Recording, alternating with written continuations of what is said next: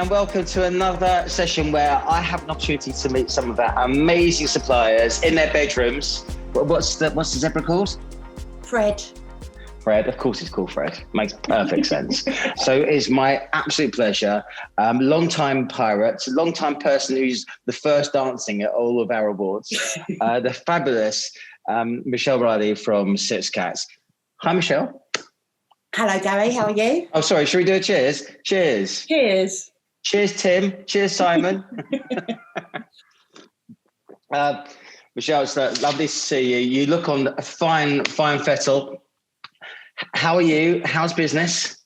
Business is amazing. We have coped so well during lockdown. Six Cats hasn't furloughed anybody. We've made 6 new hires. Business is growing.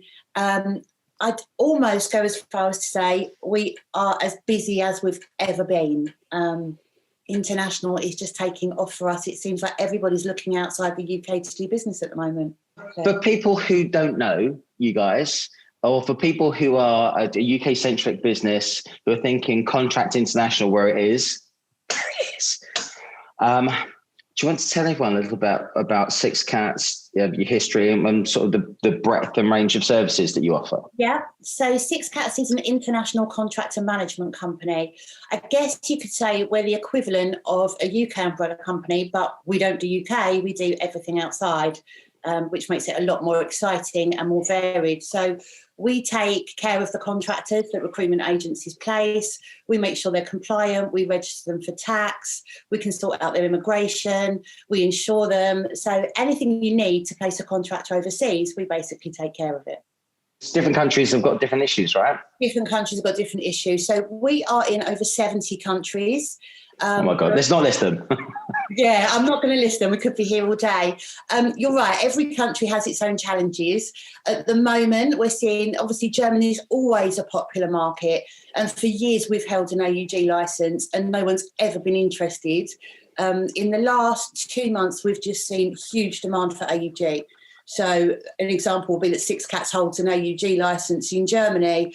And we are facilitating business for so many UK agencies at the moment wanting to do AUG placements. Other countries that have been popular at the moment, we're seeing Philippines, so we can help people get work permits, we can employ people there, outsourced payroll, have all the insurances and just take care of everything that people need. So really, if there's a country that somebody wants to work in and they speak to Six Cats, we can normally do it. We know the ins and outs of that country and we just hold your hand and take you through the compliance regulations and legislation. But too many businesses just think it's quite complex. Do you want to explain? So if I say to you, Michelle, I think that they either think it's too complex and they shy away from it, or they think they can do it the same as they do the UK. So they ignore the legislation and they send someone in and then they get burnt and then they get in trouble and then they think, oh, it's too much. I should never have done it. It is complex if you go in blindly. If you do your research first and you understand the process to follow, then I would say any country is easy. You just have to understand it first and know what you're getting yourself into. With Germany, they did change the legislation and they made it really scary. But now that agencies are getting their head around it, it's just following a process. Everybody's coped with it in the UK with IR35 and all the changes that happened. It's just exactly the same. You just have to get your head around it and get on with it. But I wouldn't say it was complex at all or scary. There's a number of things that we do. We deal with agencies that want to actually go in country, and we've got Six Cats Pro, which is our compliance consulting company. So they will sit with the agency, go through all of the legislation with them, give them a whole overview. And before they're even doing any placements, they've got the whole country mapped out and know exactly how they're going to put that process into their business. We've also always got the recruitment companies that will ring us and say, I've already done the deal, I'm ready to go, what do I do now?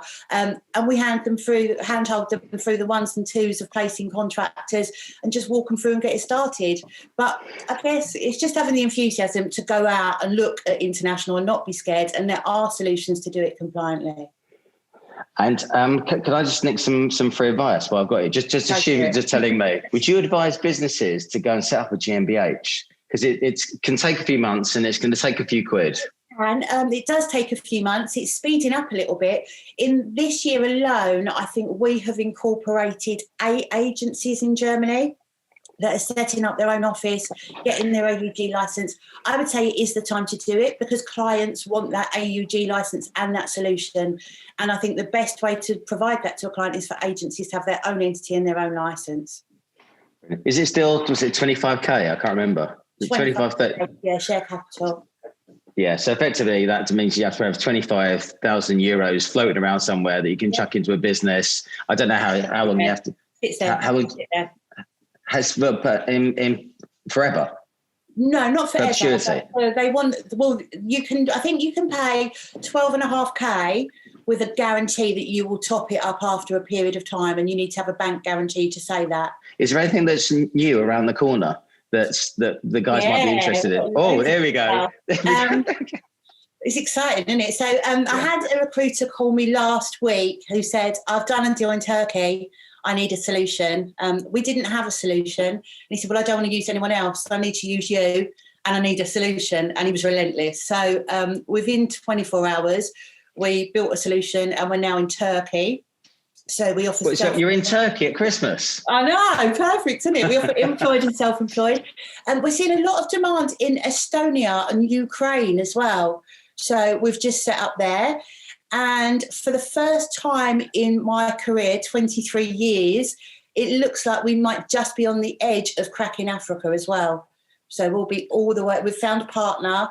And we're just going through that process of getting to know them and deciding whether it's the right thing to do. But hopefully 2021 will be all over Africa. I think we're seeing both. So when lockdown first started, agencies were being much more strategic, thinking about where they were going to go and doing their research ready for when lockdown was lifted. People have started to hire. So it's gone a bit bonkers. In the last 2 weeks, our phone has been off the hook and we've had email inquiries non-stop about every single country you can think of and volumes of business. So where normally you might get 5 or 6 or 1 or 2 going in, we're getting calls for, I need to place 25 people here. I need 30 people in Egypt. I need 20 people in Finland. It's just become really exciting. The statement of work piece. So they're proper full-on programs. Have you managed to adapt your terms and your facilities so that if we're going to take on risk and manage a life cycle of a project, that you can still accommodate that? Yeah. Okay, we'll leave that alone. Perfect. Yes. Drop mic. Any advice that you would give the UK recruiters at the moment? So UK centric.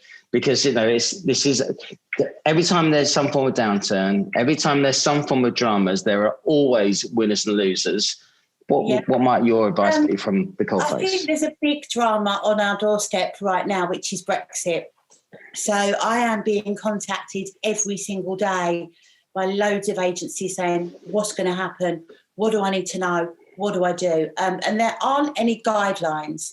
But there are some things that we do know. So if you've got UK nationals working overseas, you need to be looking at them because if they're not registered and if they're not compliant, come after January 1st, they're going to be in trouble because they're not going to be able to stay in country without a work permit and they're going to be visible.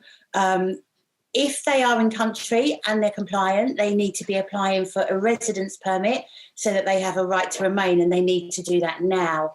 I'm not sure that everybody's taking notice and doing what they need to be doing, but you need to be ready. And if you've got UK nationals overseas, you've got to start making a plan. As ever, it's an absolute joy to see you. On behalf of the RDLC, thank you for everything that you do for us. It's lovely that we see you guys around and you're always highly visible. I think that's why you get so much business from us. Massive fan as ever. Have a fantastic Christmas, a brilliant 2021, and peace and love to you and Graham as well.